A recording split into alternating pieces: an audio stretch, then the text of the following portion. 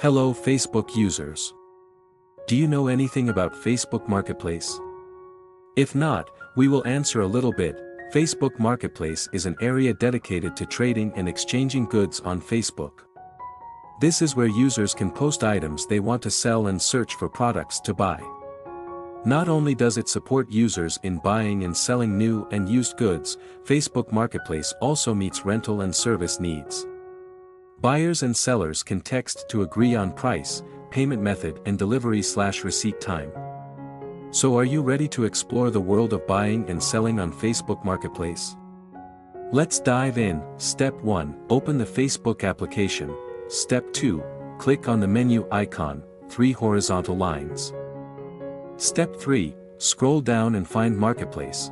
Finally, click on it to access the list. Here, you can see people also trading their own separate items.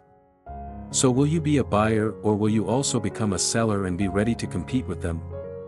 If you decide, Facebook Marketplace will help you do business there, or you can experience the products here. And remember, Facebook Marketplace is a treasure trove of items waiting to be discovered. Good luck! We, AnHome Tech, will provide you with good and helpful technology tips. Thanks for watching.